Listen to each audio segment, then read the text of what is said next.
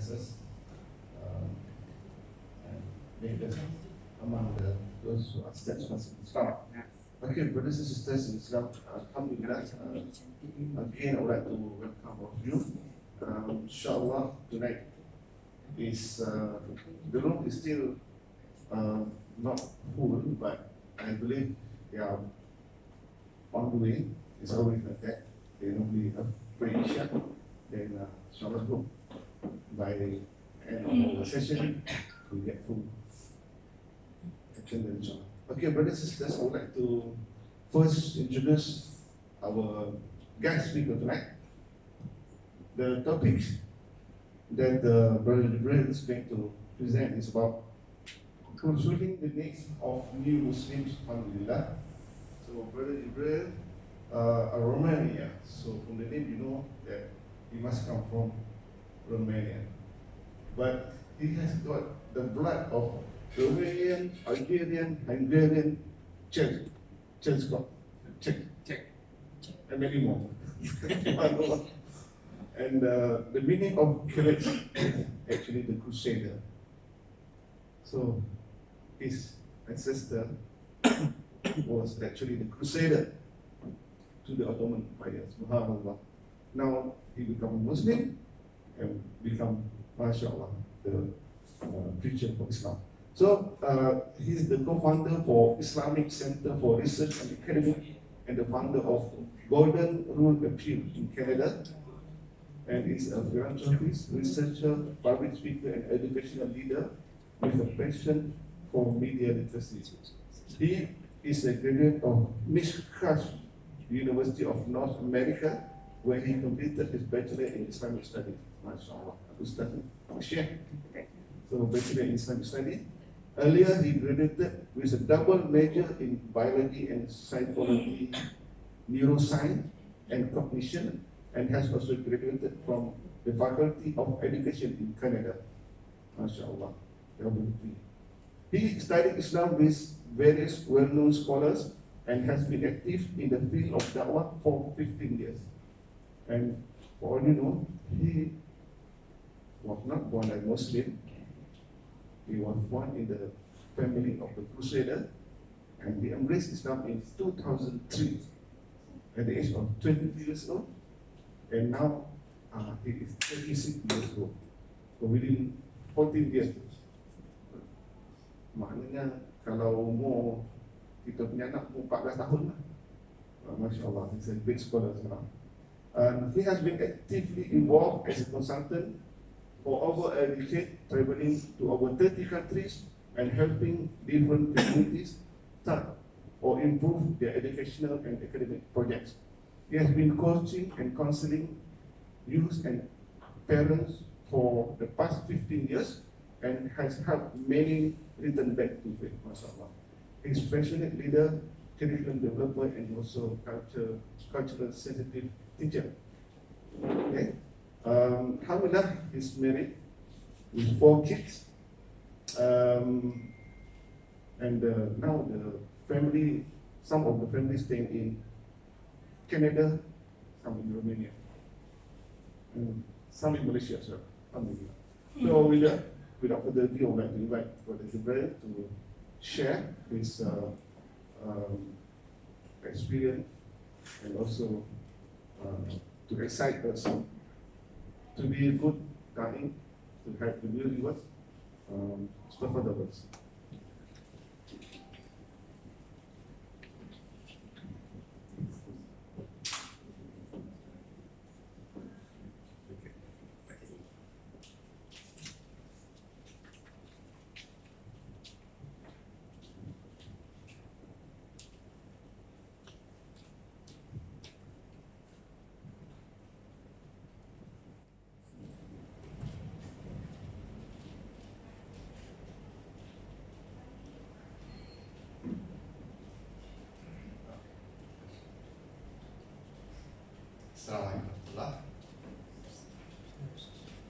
Bismillahirrahmanirrahim. Alhamdulillah. Wassalatu wassalamu ala Rasulillah sallallahu alaihi wasallam. Allahumma alimna ma yanfa'una wanfa'na bima 'allamtana wa zidna ilma. Thank you very much for the introduction, and Allah subhanahu wa bless all of you for inviting me here today. The topic is something I'm very passionate about because about 15 years ago, when I became Muslim, I remember that, yes, the journey to Islam was quite difficult. Finding Islam was quite difficult. It was right after 9/11, right? And the West was attacking Islam. And I think the physical war was not as bad as the intellectual war that was launched on Islam. And I want you to understand, I'm not sure how many of you are, I would assume most of you are born Muslim, right? Okay, so I want you to understand the mindset of a non-Muslim in Canada, okay? So, I remember very well, I was attending St. Joseph's High School that morning when 9/11 happened. And we saw the oft-repeated airplane hitting the towers, right? This is called the repetitive effect in psychology. They show you over and over and over again until they convince you that this is what it is. Anyway, we're not going to get into conspiracy theories, maybe that could be another lecture. But I just want you to put yourself in my position. I think I was grade 12 at that time, grade 12. And it was morning, and everyone's, look what happened, and look at these Muslims, what they're doing, blah, blah, blah, all these things. So the mindset, the news, the movies that came after, documentaries, whatever happened after, it was an intellectual war against Islam. And I remember as a non-Muslim, not only questioning what happened, but telling people like, is that really what the religion is teaching? I mean, can you guys judge Islam based on what people flying some airplanes into a building? Literally, that's what I kind of said. Because a lot of my friends were Muslim at that time. And I remember that I didn't write them off. I didn't say that, hey man, you guys are all terrorists, horrible people. I kind of talked to them and I said, like, what's going on? They're like, no, it's not what our religion teaches, you know? I said, what does your religion teach, you know?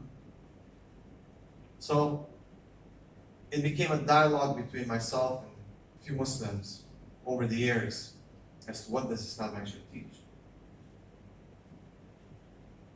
And I remember going to the library and hiding because I was ashamed of actually telling people that I'm looking into Islam, or that I'm interested in Islam. But I was very attracted to Islam. There was something in Islam that pulled me towards it. I remember very vividly when I was a little child, back in the communist era in Romania, they used to have this National Geographic, I'm sure you guys know National Geographic, right? So on Sunday they used to play the show for like 1 hour around the world. So the introduction would have this guy climbing up some stairs and going to a masjid and calling the adhan. And I was very like, I would just wait for that part for some reason. I was very attracted to that for some reason. And I remember that at that time also the Bosnian War started. And sometimes on the news I'll get glimpses of the Bosnians, you know, the beard, you know, those furry hats that they have, right? And the Chechens also. And I would look at them and I was like, wow, these are like real men. You know, I don't know, just their look and the beard and just the demeanor. I was like, wow, these are like real men, you know? So I'm a child, right? I mean, this is just a fitra speaking. You understand? This is the fitra speaking. So fast forward, right? And I'm asking my friends as to, so what does Islam teach? I don't want to tell my family that I'm looking to Islam. I'm ashamed. Because, you know, everyone's talking bad about Islam and whatnot. So I would hide, go to the library, take books. My friends were going out to eat, you know, for lunch. So I would just like excuse myself, say, no, I got some homework to do. And I'll go to the library and like look at whatever book I can find about Islam and read. Read as much as I can. I'll take it home, I'll put it under my pillow. And at night, I'll pull it out and read.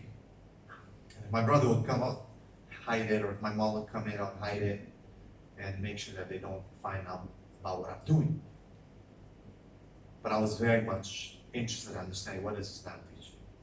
I mean, it's not the story of how I converted to Islam, but what I want you to think about is, where you are born into Muslim families, who might think that Islam is, alhamdulillah, is the truth, no doubt. I think we all believe Islam is the truth, right? Alhamdulillah. But do we believe it enough to convince others?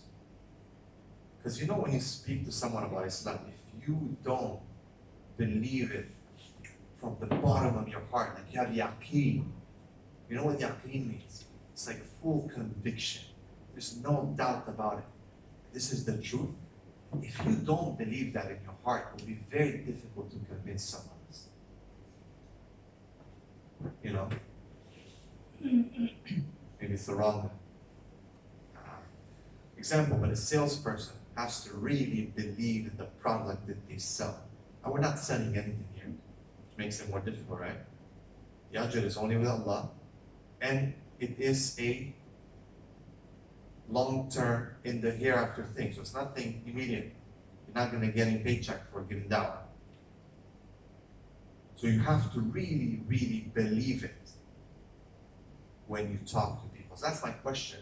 Put yourself into that position that no matter what the people said in 2001 and 2002, 2003, no matter what the people said about Islam, still more and more enter Islam. وَرَأَيْتَ النَّاسَ يَدْخُلُونَ فِي دِينِ اللَّهِ أَفْوَاجًا. Literally, masses were entering Islam. There was no copy of the Quran available online or in libraries in Canada at that time. They were sold out. Mosques were flocking with people converting to Islam. Mostly women, right? To go against the misconception that Islam oppresses women. I want you to ask yourself, as people, Muslims were raised in Muslim families, how come? It seems that everything is against Islam, right? It was an intellectual war, the news, the media, everything. Schools were brainwashing children. Movies, how many movies were made? Commercials, you name it. The rhetoric that was launched in politics and so on. And still, actually, instead of reducing it, it just increased it. It's the reality. It's reality. And one of them was me. No matter what they were saying. So I was in a Catholic high school. My friends were Christian, a lot of them were Christian Arabs who really don't like Islam. And no matter what they said about Prophet Muhammad, about Quran, Islam, to me it was clear. Allah is one. There's only one deen, one way, and Islam is it. It's very clear, simple, you know. It didn't need any philosophical debates or, you know, making it too difficult. It's very simple. But I want you again to ask yourself, how come? Isn't that a miracle?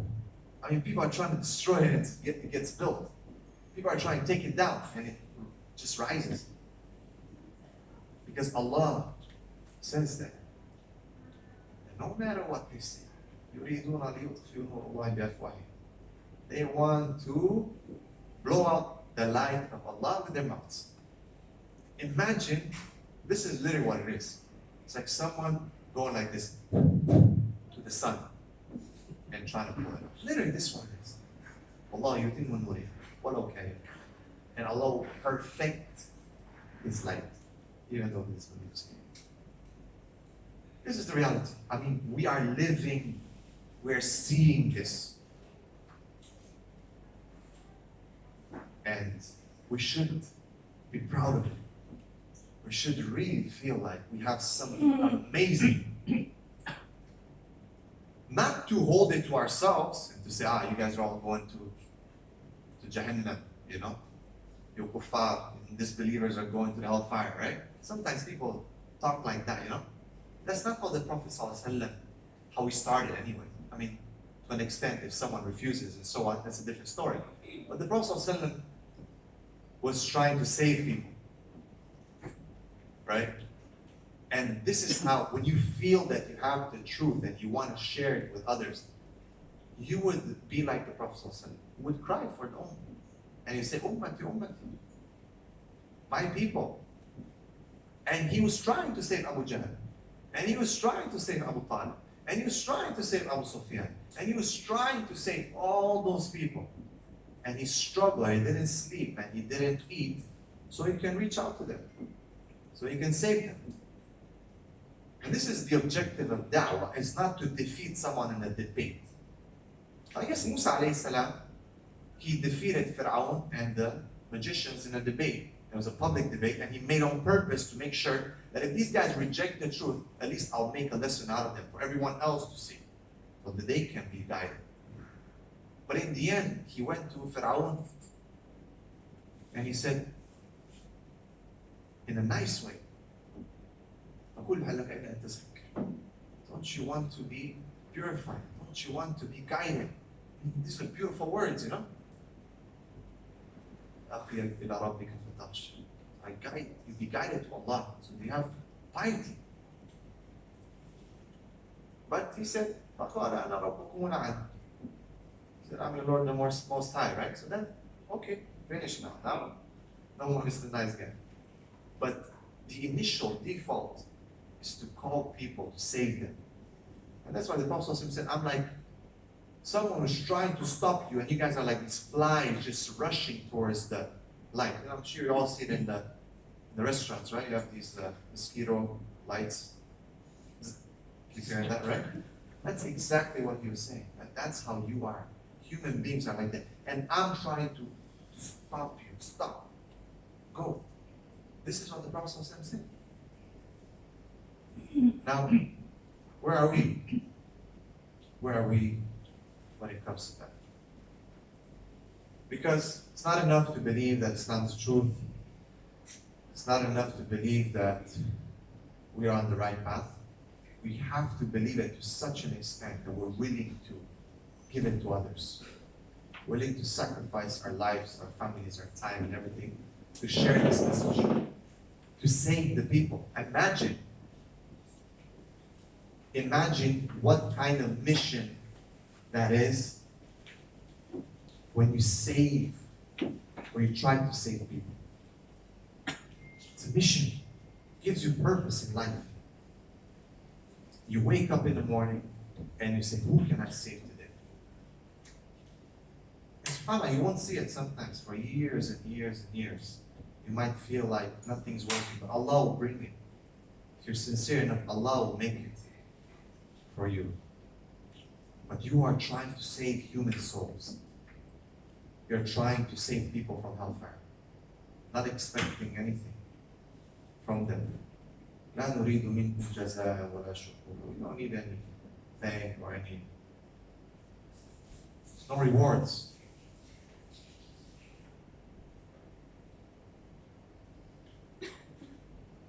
But we need to believe to do that. This is the first part that I wanted to say. It's the nice part. Second part is that, okay, so what if people do embrace Islam? What if people enter Islam? And they do, as we said, mashallah, afwajan, groups. Islam is the fastest growing religion in the world. We keep hearing that, right? Watch YouTube videos. You see 50 people embrace Islam. One village embraces Islam. So many people embrace Islam. True. No doubt about it. But Islam is also the fastest exited religion. This is the reality. And most of the people are exiting Islam.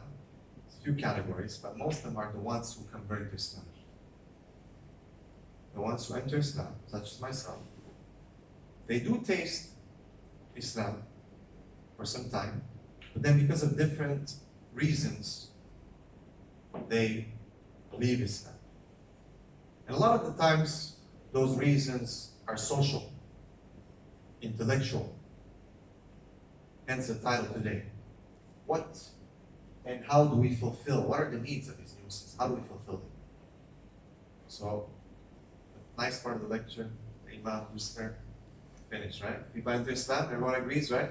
Alhamdulillah, they enter in groups. No matter what the people say, no matter what anyone tries to prove, people will enter Islam, with or without us. It's better if it's with us. And I hope I've inspired you enough to be serious about giving down in your life. To be serious about telling people about Islam. You know, the guy who told me about Islam, he's not like the guy on TV or on YouTube or anything like that. I don't even think he has Instagram or Facebook. Just a simple guy. But subhanAllah, everything that I do, inshallah, I hope Allah accepts everything, is in his balance. He's banked it. But it was enough for him to just tell me, to convince me to be my friend, my brother, for years and years and years. Patience. You know, righteous person that I could trust. Truthful. To show Islam in his life, the way he behaved. His manners, his cleanliness. You know, it was enough for me to be convinced by Islam. So he's banking all my good deeds, inshallah, without removing it from me. Alhamdulillah, Islam is solid. But what about once people enter Islam, what happens? How do we help them? How do we fulfill their needs? Because they do have needs. They have a lot of needs.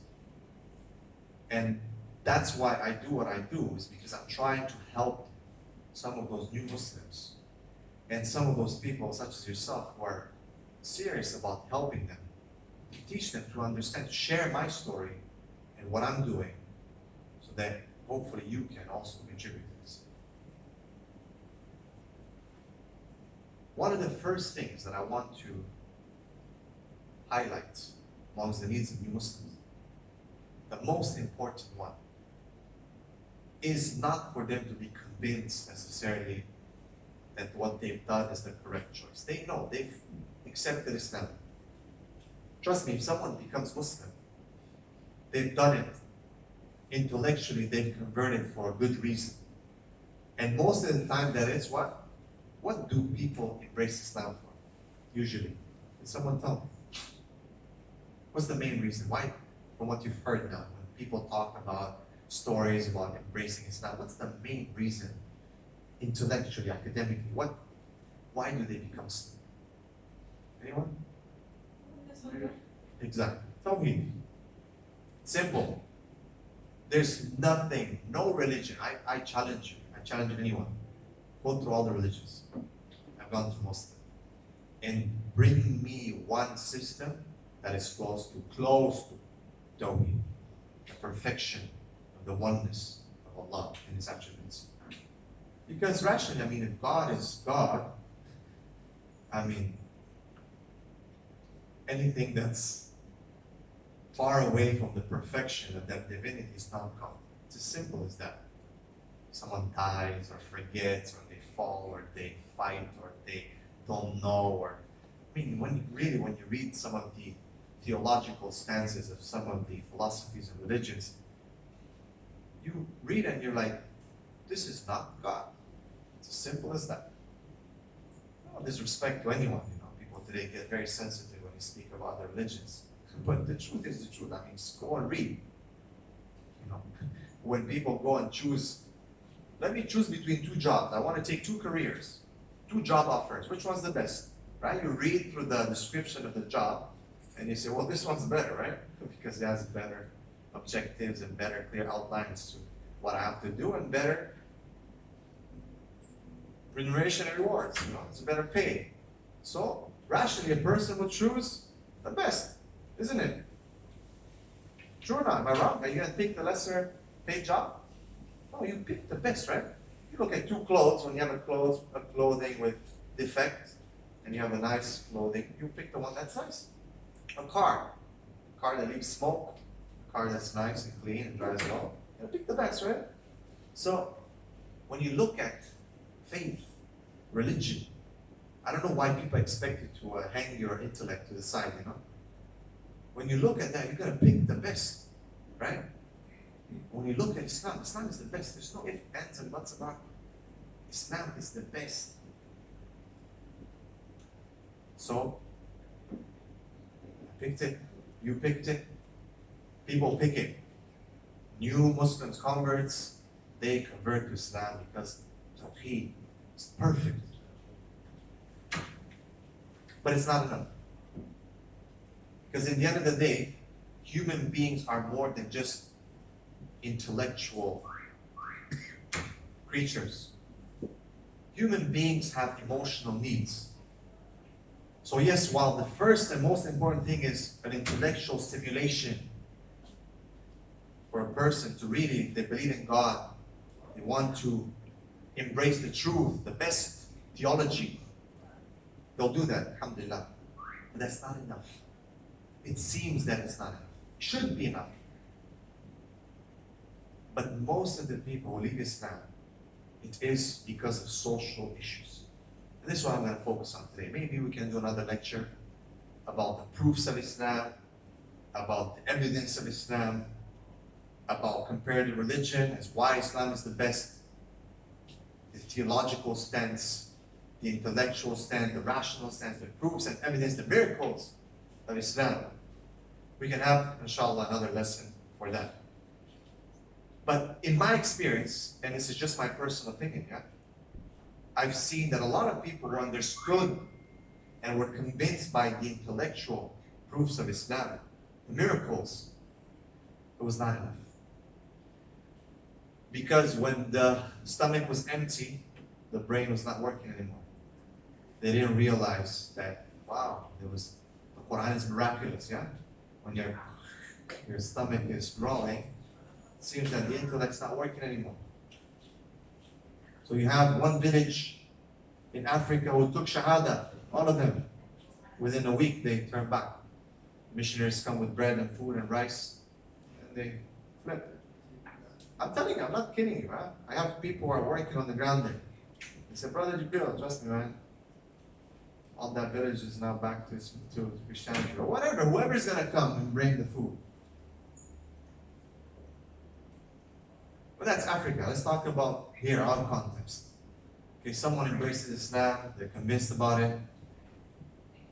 What happens, right? Ashhadu an la ilaha illallah, ashhadu anna Muhammadan Rasulullah, everyone says, Takbir, Allahu Akbar. You've seen it, right? Big line, give them a hug. Right? You've seen it, right? Everyone's seen it so far? Have you guys seen Shahadas? Does it happen a lot here in Malaysia? It happens, yeah? So everyone goes and hugs, right? Brother, some people cry, whatnot. Brother, please eat halal, okay? Very good advice. But what happens after that? So the guy, all the people leave, they go back to their families, they go back to comfort, and this person's kind of left alone, pretty much. Yeah? They walk out the door, maybe get in their car, maybe get on the LRT or whatever, to go home, wherever that is, if there is one. Maybe go to a family who doesn't know what this person has done, right? Maybe go to a wife who doesn't know, maybe she's not Muslim, doesn't know what the husband's been up to, or vice versa, the husband doesn't know what the wife's been up to. Whatever they're going to, they're going alone most of the time, right?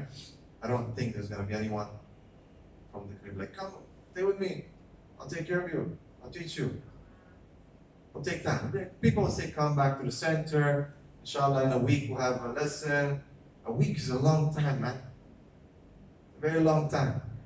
You know who's waiting outside for them? Who's waiting outside? Oh, Shaitan is waiting outside.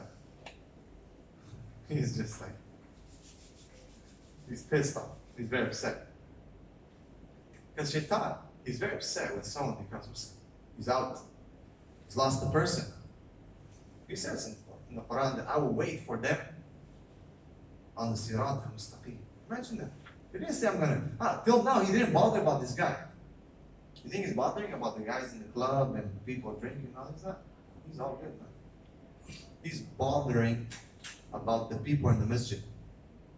Why the Prophet said, fill the gaps when you pray? Don't let the shaitan come in. What do you mean, shaitan in the masjid? Yes, brother and sister. What do you think? Think he's in the club? He doesn't care about the club. The club is gone. He cares about the people who are saying La ilaha illallah. He wants to misguide those. So as soon as the new Muslim leaves, the shaitan is like, I don't know if you made the right choice. Look, they left you. Look, who's going to help you? Shaitan يعيدكم الفقر. You're going to have problems. You're going to lose your job. So they go. Shaitan's doing waswasa. They go home. The parents, if they know, they find out most of the time, right? The parents will say, what? Crazy, what have you done? Become a terrorist. What's wrong with you? People get beat up. You get thrown out of their houses. I can give you examples that I've dealt with. Sister getting beat with a stick. She's a full-grown sister, but her father took a stick, a broom. She dared to put hijab on. Getting beat up, imagine that. So, these things are tests. Allah subhanahu wa ta'ala said in Surah Al-Kabut, Alif Lam Mim, حَسِبَ النَّاسُ أَن يُتْرَكُوا أَن يَقُولُوا آمَنَّا فَهُمْ لَا يُفْتَنُونَ وَلَقَدْ فَتَنَّا الَّذِينَ قَبْلِهِمْ. Allah subhanahu wa ta'ala said, Alif Lam Mim, the people think they'll be left alone to say, I believe, right? This is it, right? Ashhadu an la ilaha illallah Rasulullah, and they'll be not be tested. No. وَلَقَدْ فَتَنَّا. Indeed, we tested those before. We made fitna for them. For Allah to show الَّذِينَ صَدَقُوا, those who are truly believing. I'm not just trying Islam out. I'm not just jumping from one religion to another. Let me just check it out. And who are the liars? Allah will test you. Allah will show it. So no, there's no doubt about it. It will happen. So, poor new Muslims, as soon as they take Shahada, it is a huge challenge. I would say, according to myself, for the first 5 years, it is a struggle. If they get past the first 3 to 5 years, most of the time, alhamdulillah, they remain as Muslims and they become strong Muslims and they contribute to the Ummah, to society. But a lot of them don't make it past the first year. This is the reality. This is the reality. I'm sure a lot of you have seen Shahadas. You've seen the Shahada, but you've never seen the guy again or the girl. They never come back. A lot of times they never come back. If they do, inshallah, tell me what you do, because that's amazing. I want to know, because I help communities to run new Muslim programs.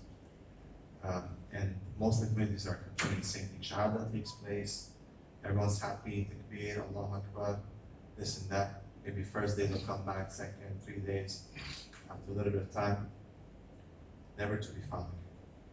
I've known so many people have left Islam, it's not even funny. And it hurts, people that I've given Shahada to. Some of my best friends that I prayed feet to feet, shoulder to shoulder. And now they're like bowing down to a piece of wood. Imagine that. I remember one guy telling me, I'll jump into, how much time do I have? Sorry. How much time do I have for this? What time? Just so I don't pace myself. 30 minutes. 30? Okay. He told me, he said, Jibril, if I ever leave Islam, or if I ever know that I'm lying, because I knew he was worried about something. I can imagine the struggle, the war that was going on inside his heart. And I know because that's the same war that went inside with me. I'll tell you where I was successful and maybe we failed with them. But that was the same struggle and war that was going on inside. And I could imagine. And he was telling me that, and I didn't get it at the beginning, but After some time, I got it. And he did lead Islam. And I used to tell him, bro, remember what you told me? No. But I remember, and he remembers. But he left Islam because he couldn't get married. And the whole thing of having a girlfriend was haram. And he tried, but the community didn't think he was good enough to give their daughters to him. He was, he's a white boy. He's just a convert. Doesn't have a Muslim family. How do we know if he's good or not? It's good, yeah. I mean, to an extent, those are good questions. But in reality, is that he was not embraced by the community well enough. He was not embraced by the community well enough to plant his feet. And that is why, I'm not talking about myself. I mean, look, you need to understand. When the Prophet ﷺ, when a new Muslim would come, what would he do? Would he say, brother, eat halal, tawakkal Allah? What would he do when a community or someone would embrace Islam? What would he do? Anyone? He would make ukhuwah. He would pair people up. He would send a teacher, right? The community would come and say, we've embraced Islam. He would right away send one of the Sahaba to live with them, to stay with them. Abu Dharr al-Ghafari, right? He went and his whole tribe. People would be paired. He would invest in them. He would make sure there's brotherhood. The Muhajirin, the Ansar. It's a perfect example. That's what we call most of the New Muslim Project as a Ansar projects, right? That's how we do it in the Western area. Right? And the concept of Ithar, the first time it's used is in that surah. وَيُؤْثِرُونَ عَلَى أَنفُسِهِمْ وَلَوْ كَانُوا قَصَصٍ. It's talking about the Ansar, the Muhajirin, right? And they prefer them over themselves, even though they themselves are needy. So I need time, I need to be with my family, but my family should understand that I'm not wasting time. I'm not sitting in a coffee shop and wasting time smoking or something. I'm trying to take a new Muslim by the hand and helping them plant their feet, walk. That one day they themselves will hold someone else and walk them. Shoulder, just for someone to cry on. Bro, I'm suffering. You know how many times people came to me and said, I'm suffering from pornography. I'm an alcoholic. I'm a drug addict. But he's a Muslim. He just took Shahada. He used to come to the masjid, it smells like alcohol.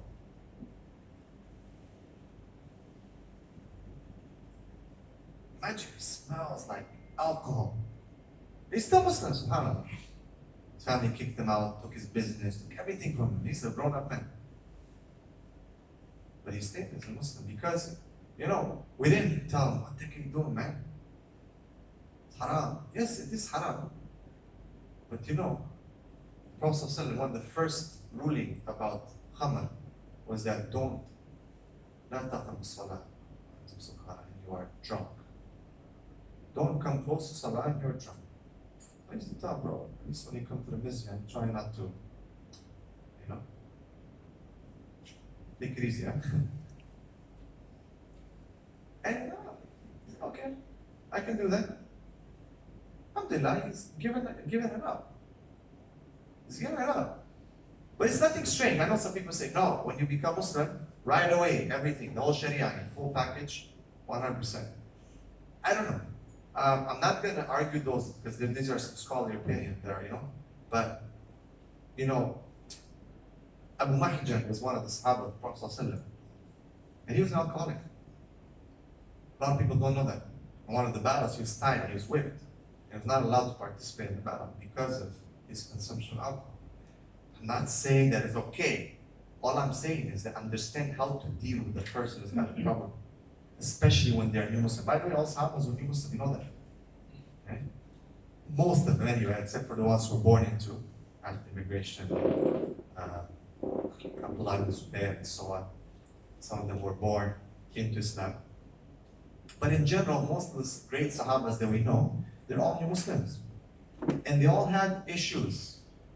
And I think we need to look at that so we understand how to deal with these new Muslims. Because as I said, when they go home, that's when reality hits. When the family finds out that they become Muslim, that's when reality is. That's why most of the time I advise Muslims not to tell their families right away. I advise Muslims, take it easy, yeah? Don't tell your new families or your families right away.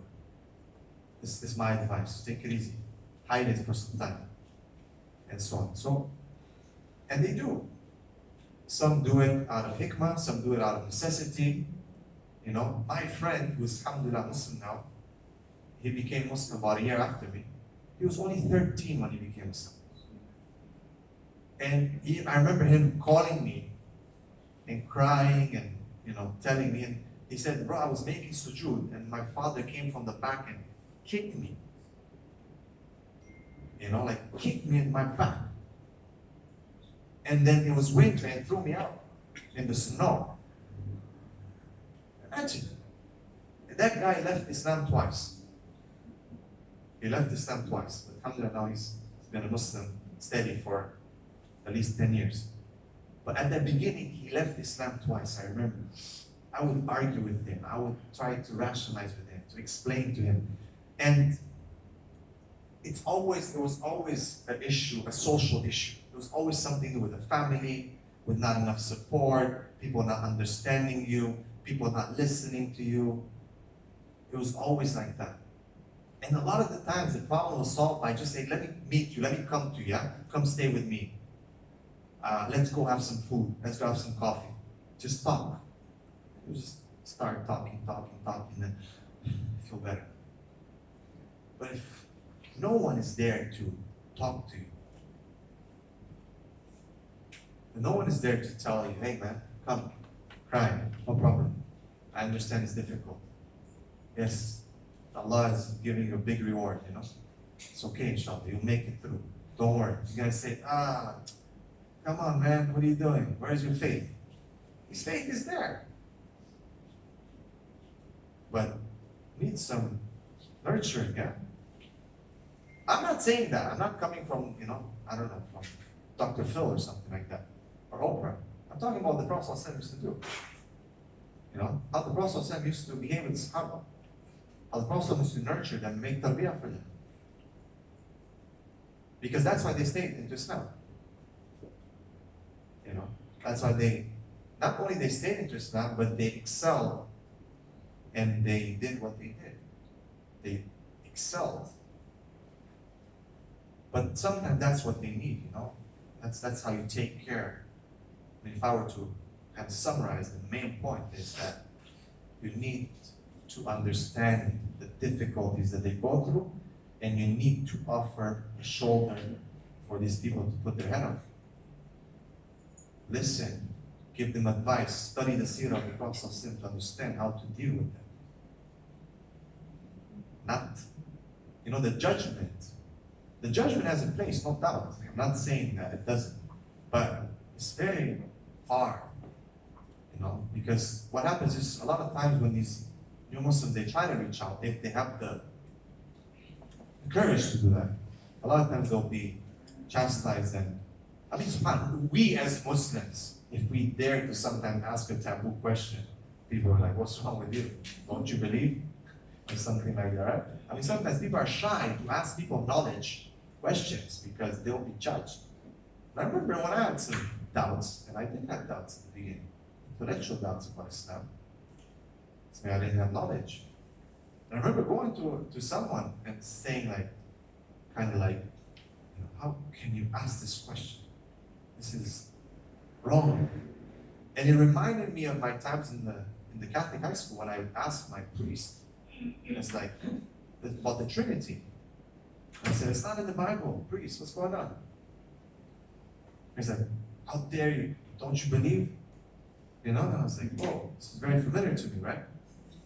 Now, there's a difference, no doubt, and I think maybe the reaction is because there should be a difference between asking a question and questioning. Muslims are questioning today Islam. A lot of Muslims.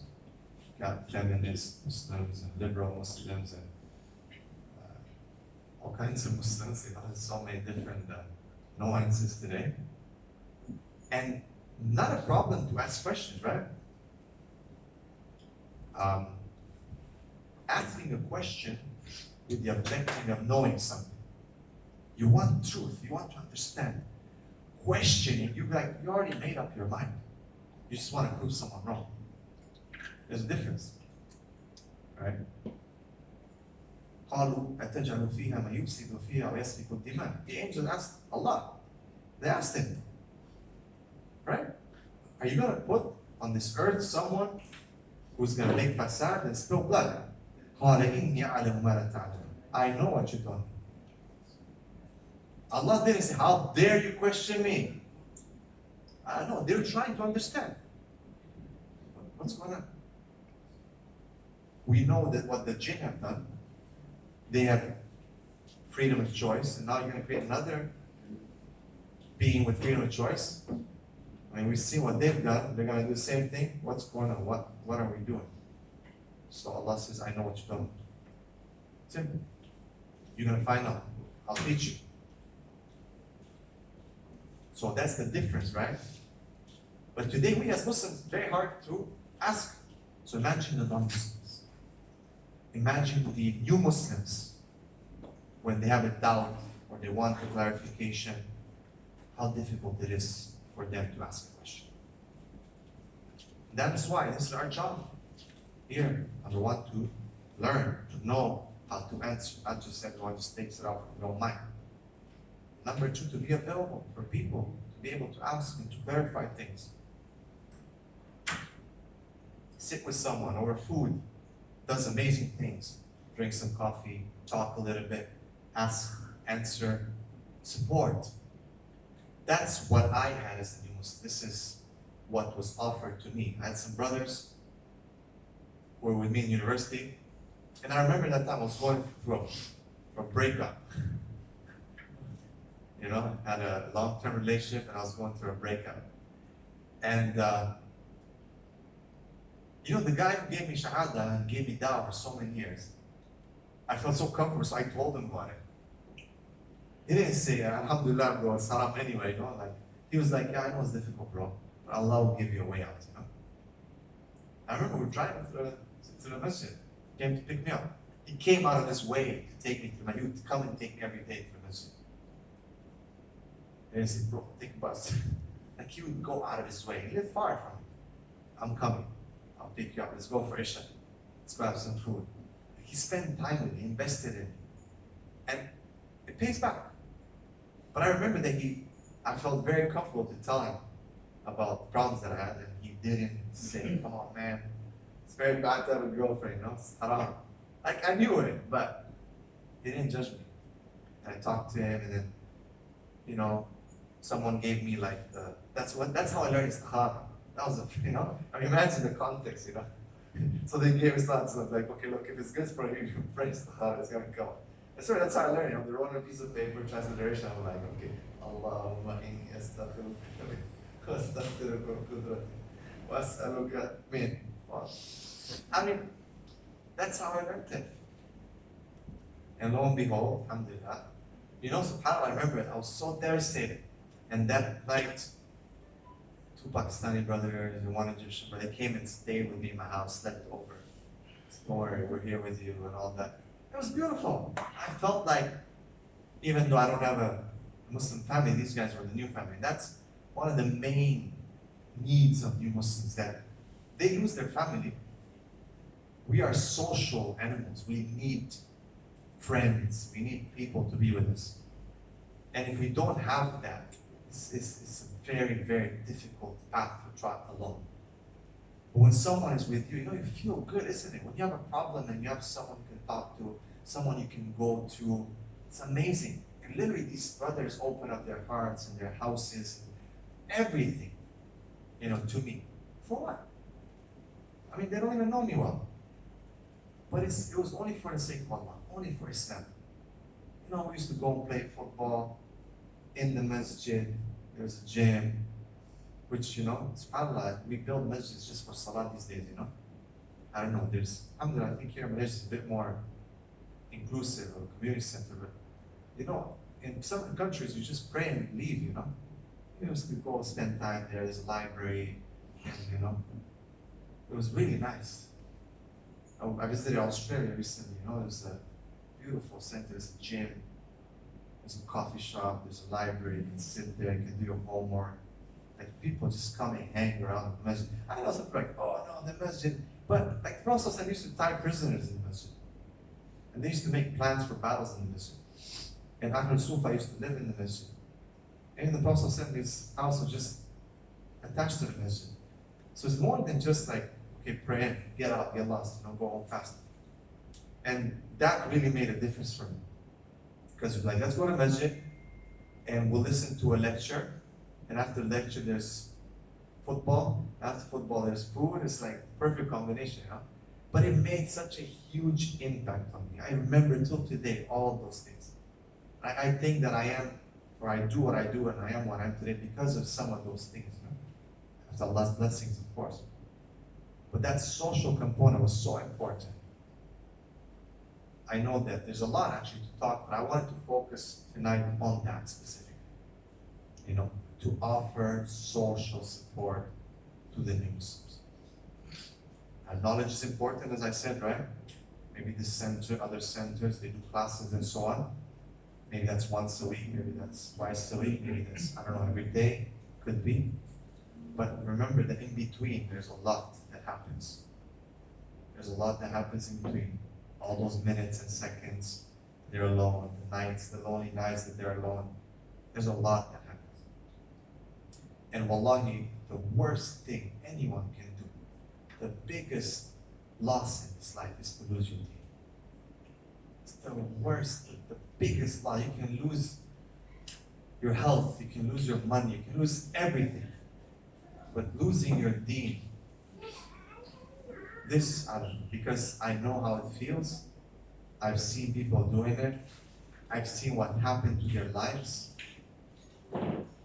And to be honest, just from that perspective, observing, even from a dunya perspective, observing these people, and I've worked with murtads or apostates for 15 years. I've done research, I've written articles, I've debated, I've tried to help. Some have come back to the faith, some have not. But when I look at them, Allah subhanahu wa ta'ala says in the Quran that the one who turns away from the remembrance of Allah, literally turns away, literally leaves, will have his ma'isha or his hayat dunker, He'll be like horrible, bad word, not a bad word, but it's like horrible. We'll have a horrible life. And literally when I look at these people who have left Islam, from a dunya perspective, their lives are very sad, man.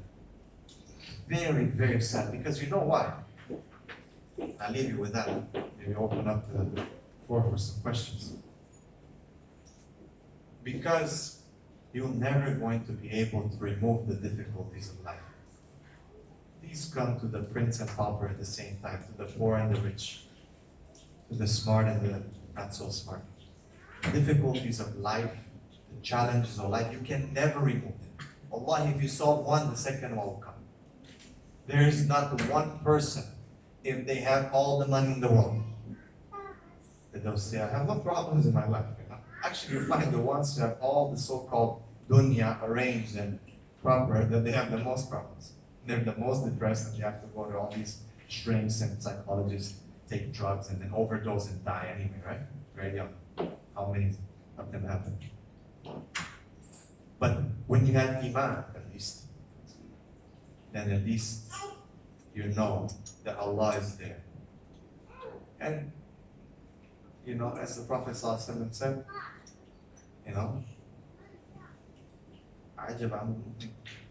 the affair of the believer is strange. Something good happens to him, he thanks Allah subhanahu wa ta'ala. Something bad happens, he has patience and he knows this is good for them. This is for the believer and only for the believer. As for the ones who turn around and go the other way, فأين تذهبون? Where are you going? إنه إلى ذكر للعالمين. This is just a reminder for everyone. لمن شاء منكم فيستقيم. Whoever wants from amongst you to stay on the straight path. Have istiqamah. So life is gonna not be easy, but when you have iman, at least you have a light to go through the darkness. And it makes a difference. Wallah, it makes a difference. You know, there was an article recently that came up. I think it's you can Google it. I think it's entitled as something like God is in Yemen or something like that. And this guy went to Yemen, to the war-stricken area, and he was asking people about life, you know? And he said, almost everyone asked, how are you? How's everything? They all used to say, Alhamdulillah. Isn't it? When you ask the Muslim, like, imagine, he said, he's a non-Muslim.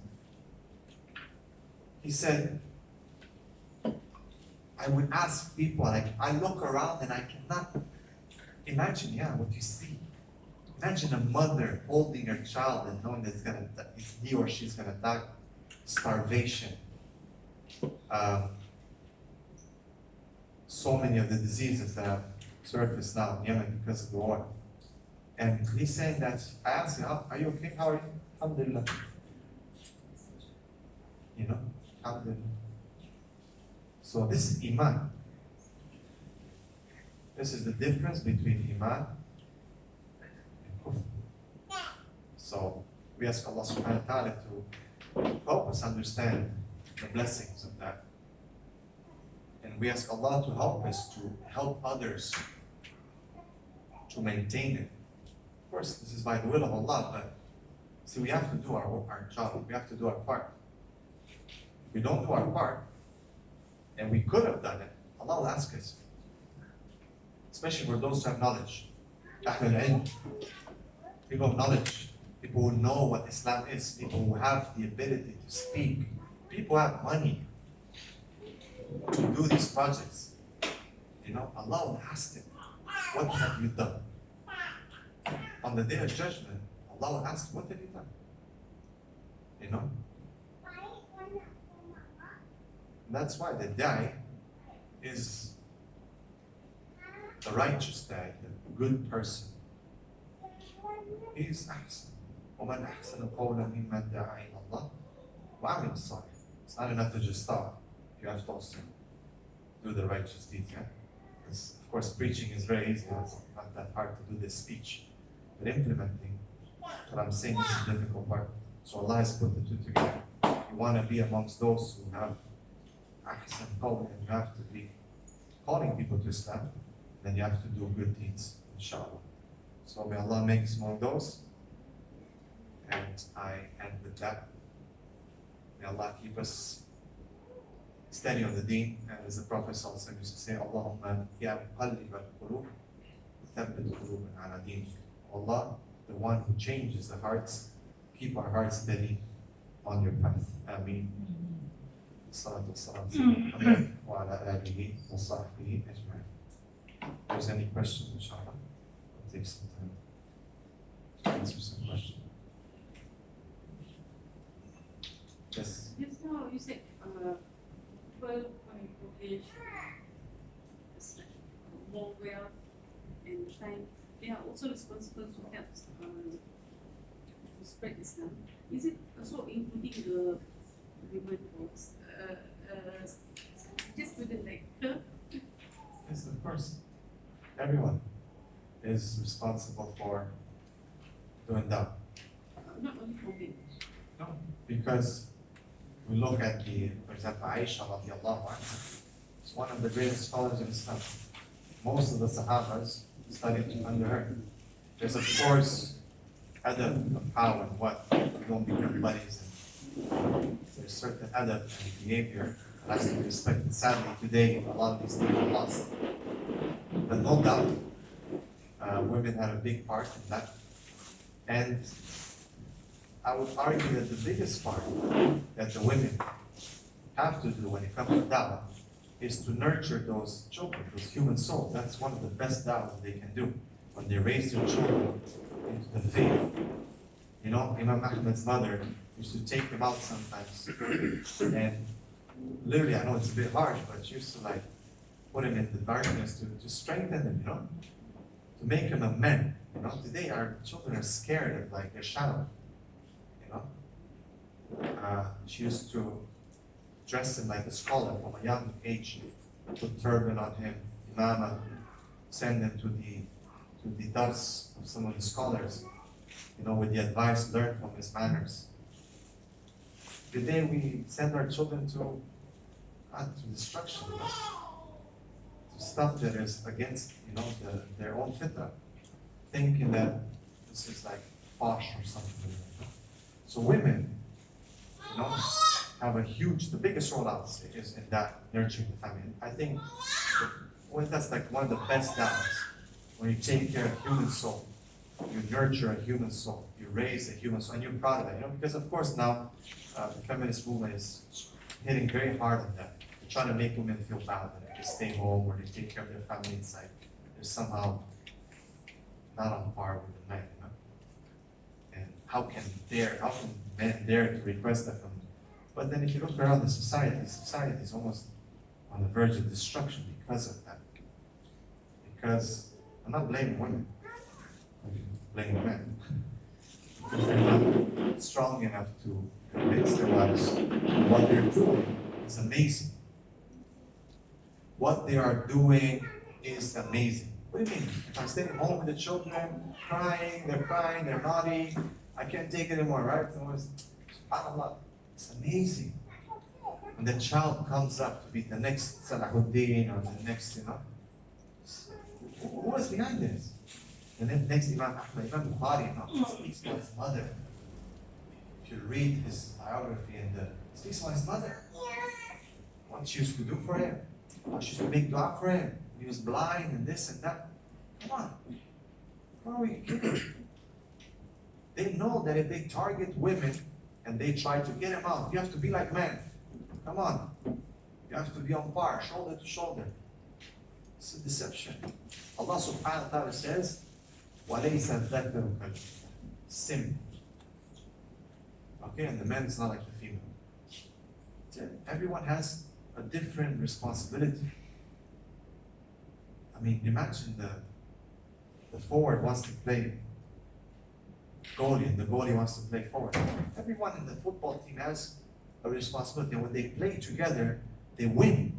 That's how family is. The woman has her responsibility and the man has his responsibility. But now we get confused. No, you should be like the man. And now, subhanAllah, the man has to be like the woman. It's not enough that they wanted the woman to be like the man.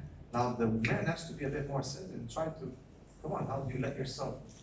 SubhanAllah, you know, people are confused. Families are confused. Society is confused. But the woman, the dawah of the woman, I'm not saying that, as I said, Aisha, she didn't have children. So she taught and so on. But in general, if you look, wallahi, as believers in the Quran, when we look, Allah subhanahu wa ta'ala gives us the example of two women. ضرب الله مثل الذين امرأة فرعون who is the second one? First one is امرأة فرعون, right? Who some say that her name was Asya. Who's the second? Maryam. ومريم ابنة عمران الذي أحسنت فرجها. SubhanAllah. Two women, yeah? This is Allah says, ضرب الله مثل. Allah is giving an example to the believers. The wife of an oppressor, of a person who claimed that he's Allah. What did she say? قالت ربي بني بيت عندك في الجنة. Allah, build for me a house with you in Jannah. Look at that. وَنَجِّنِي مِنْ فِرْعَوْنَ and save me from Fir'aun and his works. This is his wife. but she wants the truth. She wants haqq. The second one, Maryam. Maryam was someone who was protecting herself, protecting her chastity. Hijab. This was the strength of Maryam. The hijab, the cover, the worship of Allah subhanahu wa ta'ala. You know? So you have two perfect examples there. Like I say, Maryam alayhi salam saying women's rights, let's go ahead, this and that.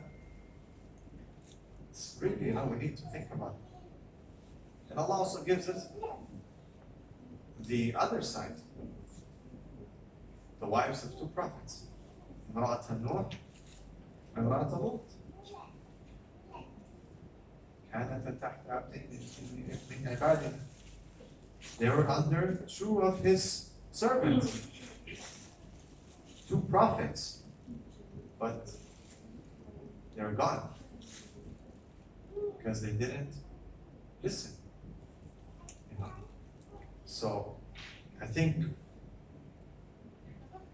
it's a very tough time we live in when it comes to, you know, women and their role in society and so on. But I think the answer is in the Quran. But it's the way the women internalize themselves. Are they happy with knowing that Allah has entrusted them human souls? Imagine that. I'm entrusted when I go to work certain things, certain processes.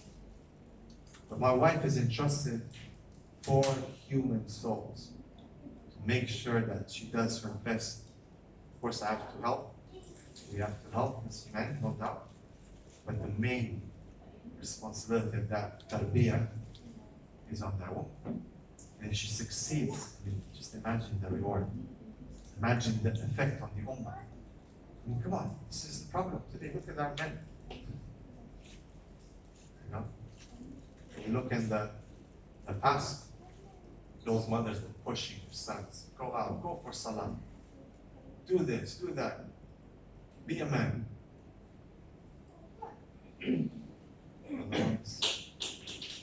But no doubt, just to answer the question again, women teach, women do dawah.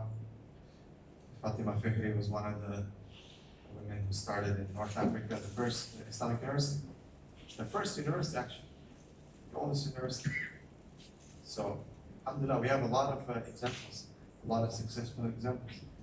But priorities, yeah, you need to understand what's a priority. For a woman, priority is nurturing human souls. I'm not going to say the house because I know it sounds bad. Nurturing human beings. It's like the most beautiful thing you can ever do. To raise the next generation. It's like, you should be proud of that. You know, and sadly, people try to cut it. Okay, next question. Assalamu alaikum. What is your view of the da'wah situation in this part of the world? Malaysia, especially, also the region of Vietnam. Okay. So it's not my first time that I've been to Malaysia. I've been to Malaysia before, Singapore, China, India, quite a lot, Pakistan, Indonesia, Thailand. I think we just had a discussion just before this, as I was talking about how, you know, Islam is a very, very deep-rooted, you know, history in this part of the world, especially places like China, India, but even Malaysia, on the Malay world. And sadly, the Orientalists have tried to wash that off, and a lot of the people today, I would say in this part of the world, they take it almost as a culture, based on my assessment. Sometimes they don't feel the responsibility of doing da'wah. They say, Islam is for me, I'm Muslim, and that's good enough. I don't have to necessarily convey the message of Islam. I'm talking about the regular people, right? Just the average folks. I'm not talking about the organizations and the effort.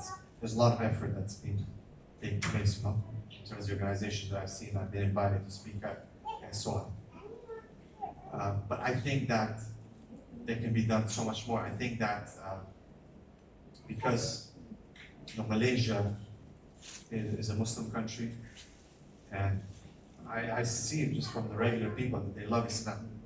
I think that it can be more systemized. I think that the government can put a lot more into it to maybe unite the organizations, to have common goals, to have common objectives, and so on, and to really to reach out. Because see, the other way it's happening, like Indonesia in the 90s, even early 2000s, when I was reading the statistics, when I was looking into Islam, I remember looking at the Malay world, and the statistics were showing about 95% Muslim. While now, Indonesia is down to 80, 85. It's lost about 10% within a decade and a half. It's a big change, man. It's a huge change. There's a lot of reasons. I know a lot of these reasons. It's maybe another lecture as to what's happening. But see, if we don't do it, we don't do dawah, dawah is going to be done to us. People give dawah to us. And it's very difficult to convince our generation, but the younger generation is very easy. Very simple. Very simple, I'm telling you. So that's why right now what we're trying to do is protect our youth, but they're not ready themselves to protect themselves and to push back. They're not equipped with that. So we need to systematically think about how to do. I know it's very it's taboo in these days politically and all that, the whole inclusiveness and all that. But I think that usually when I speak from an academic perspective. It's nothing to do with politics or anything to do with preaching hate or anything like that. You're never going to find anything like that in any of my speeches. I have over 500, 600 of them. But see, we have to position ourselves in such a way where, look, this is what we believe. This is our faith, and this is what it says. And we don't want to hurt anyone, but we want to share with you what we believe. Because actually, it's as I started my speech, and like we want to save you. That's some of the times the problems with the Muslims who are doing dawah is that we condemn people as opposed to trying to save them. It's an issue of I'm right, you're wrong. I want to prove it. I want to debate you. I want to expose you. I want to trash you. I want to put you in a corner. But I'm going to put you in a corner. People are not going to be like, yeah, give me Islam. They're going to be it's going to have a negative effect, right? So you have to have a lot of wisdom. You have to invite people, and I believe people will come. But I think more can be done in this part of the world. There's a lot that's done, alhamdulillah, but there's so many people. You talk about huge populations part of the world. Like in America, right? People think there's so much dawah going, right? Because the population is so much smaller, and the Muslims are now increasing. So yeah, there is. And of course, when people go to the West, they realize, oh my God, Islam is really good when they see the other side. So they feel that they should share. So of course, psychologically speaking, always minorities congregate better. For what happens is in majority countries, people, again, they take it as a culture. It becomes a culture. Islam is not a culture. Please try to understand. I know a lot of people are using it a lot, even in academia and so on, in giving speeches on it's our culture. Islam is not your culture. Islam is your faith. Inna deena inna Allahi al-Islam. So I'm not saying it, it's Allah saying it. And there's a difference between, alhamdulillah, Islamic culture is there. It's something that can be seen, right? But for us personally, it's not just a culture. You have to understand. And there's a difference between Islamic culture and cultural Islam. We're doing a lot of the cultural Islam thing, like, yeah, I'm Islam, I'm Muslim because of my parents and so on. But that's not how it is. Islam is a deen. Islamic culture is good. There's a lot of good things in Islamic culture. A lot of the non-Muslims adopt Islamic culture, even in this part of the world. A lot of the non-Muslims are influenced by Islamic culture, whether they want to or not, because that's the majority. And that's good. And that's good. But for us, Islam is not our culture. Islam is our faith. We live with that. We die with that. So, Yes. What would you say, what would your advice be for giving da'wah to those closest to us? For example, our friends and family who are already born Muslims. Okay. Yeah, so what would your advice, like, how do you approach these people? Do you approach them from a proactively, or do you approach them through mannerisms? Okay. So what would your advice be? Okay, good question.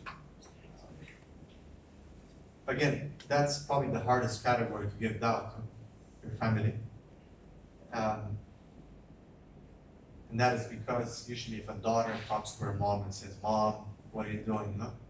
And the mother's like, "What do you mean? I raised you, I taught you everything, now you're questioning me, right?" So it's an issue of position, right? And that has to be approached with a lot of wisdom. And a lot of us make big mistakes in that, because once we discover or taste the sweetness of Iman, we get very zealous, you know, like, yeah, this is wrong. We start being very harsh with them, and then of course it fires back, right? Because in Southeast Asian culture, the parent is on a higher pedestal, right? Which is very nice, respect. It's an Islamic thing, right? We know the Prophet ﷺ said, you know, how important it is, the importance of the mother, father, and so on, right? This is something Islamic. So of course, when that is the de facto, then when someone comes and says, "You're doing wrong," the parent is very difficult to accept, right? So you have to be very, very wise with how you approach your doubt. It has to be like planned out. It can't be reactionary. It can't be a fight. It cannot be an argument. Well, I made that mistake and it doesn't work.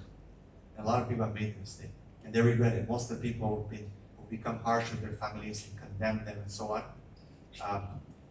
it was harsh. And I'm not saying against people, right? You have to look at Sayyidina Nuh alayhi salam, right? He had 950 years patience with people who were worshipping idols, you know? Alhamdulillah, I believe most of the Muslims are not doing that, right? They're just maybe not practicing, or maybe some of their practices are not correct. But 950 years, right? So we have to have patience. The Prophet himself, yes, he did get mad a few times, yes, he did fight with people, yes, there's no doubt about it. I'm not wish-washing or, you know, whitewashing that. But if you look at his life and his hikmah, you know, there's a lot of effort done ahead, or, you know, first, before reaching the point for a war or something like that, you know, with people who really said bad things. And we look at Abu Talib, right? It's a perfect example of a person who didn't believe and who knew the truth, and, you know, but rejected it. And we know his passion and compassion with the Prophet towards him, and you know, it's amazing, right? So patience, compassion, good manners, you know, and we have to understand that a lot of times why people who are close to us don't accept advice from us is because of our contradictions. Like, we're going to tell them one thing, but we are not at that level. A lot of times they'll question, wait a second, didn't you like do this, or didn't, you know? So you'd be like, no, this is right, this is right, this is right. But then maybe you don't pray, or you miss Salah, or, you know. So if you are able to show them Islam, talk to them. I know I don't agree with people who say, just have good manners. That's not enough, because the Prophet had good manners, but he also preached, right? So the Prophet said, "Ballighu anni walau ayah." Convey from me if it's one ayah. So we have to convey, we have to talk. But again, kind, the tone, the demeanor, the body language, good manners, and so on, patience, praying for them, being there for them. You know, like, you can't tell your mom or dad or someone, like, you have to pray and you're bad, and then, you know, you didn't pick up your dishes, and didn't put your chair back, and didn't clean your, you know, your part of the room. So, you know, it's not gonna work, right? You know, you don't contribute to the rent, or you don't bring some groceries in. You know, it doesn't work like that, right? They're gonna feel it. What do you mean you're attacking me and you're criticizing me? You can't even put your food, you know, in the fridge, or your dishes. You can't wash your dishes. You know, you can't put your shoes in the right place. I have to pick up after you. You know, I have to clean up the washroom. I have to use it. You know, sometimes go on, people make wudu in the washroom. It's like everywhere, right? And the mother has to come and clean up. Right? And then the son, like, very harsh and very strong. Come on, the parents, they know it's very wrong. So That's why it's so difficult, I think, because the closest people to us that we love the most, and they love us, they know our mistakes the best. You know? So, but if they see a change in you, because they know you so well, and they know your mistakes and weaknesses, all of a sudden the change is so strong that your whole paradigm shift in your character and your practice, that they'll feel it. Wallahi, they'll feel it. There's a lot of great examples like that, where people are like, what happened to you? You've changed, so much. So, I think this is the best advice that I can give. Any other questions? More brother. Yes, please. Final one, okay. No problem. This pairing the reverts and strong Muslim. This was done by the Prophet ﷺ at the migration of Eve. But that was done not just hoping it is done by the community. It was planned and it was institutionalized. And we Muslims all over the world, I think we have hope looking at the modernized countries where Muslims are there, in Europe, in America, Canada. So is this being done there in Europe, in US, Canada, institutionalizing that kind of projects? Okay. Yeah. Good question. I would say that I haven't seen yet a fully successful model. The closest that it's been stable now for quite some time, and it's an online platform, is New Muslim Academy. Okay, that's kind of like, it's linked to a few chat organizations like eDialogue and Hudhud Chat online. So if people become Muslim, and a lot of people become Muslim online, you have to understand it's a huge number. So they have a systemized way of getting them registered into the course, and then they go through those modules. At least they have some basics of Islam. But as for the social support that I'm talking about, it's not been institutionalized. I haven't seen. There's some efforts in the UK, in London. There's some efforts in Toronto. One brother that of course very trains people. A few things happening in the States, but I haven't seen yet. And if anyone has any, they can recommend me to. I've kind of kept in touch with this. I haven't seen any proper system that really takes care of this. But I think it can be done. It can be, but it requires sacrifice, requires investment. I think it won't be done based on volunteer basis. This is what I have to say. In 15 years, we've tried working with volunteers. It doesn't work. You have to pay people. You have to have an organization that's established and people are working 20, 30, 40, 50. Why not? There's computer and call centers who have 100, 200, 300 staff members. Sorry, calling people to haram. 8 hours or 24 hours, even there's 3 shifts in some call centers. I don't believe that Muslims cannot do it. To have people working around the clock with a good salary and taking care of people. I think it's possible. Because if you don't pay someone, at the end of the day, man, people have to make ends meet, They'll have to go back to their families, they have to get some food and so on. So they're gonna not be able to focus. You need here on this kind of project, you need full focus. You need no doubt 100% focus and with a plan and so on. And once a successful model will be there, it's easy to clone it around the world. I think it'll easily be done. But still left to be addressed. Until we do it, people are going to keep leaving. Okay. Thank you. Any other questions? That's it? Okay. Jazakallah khair. Allah bless all of you. If I said anything good, this is from Allah. If I said anything bad, any mistakes, this is from myself and shaitan. We ask Allah to accept. Jazakallah khair. Wassalatu wassalam ala Muhammad. ada di rumah sakit, right? Satu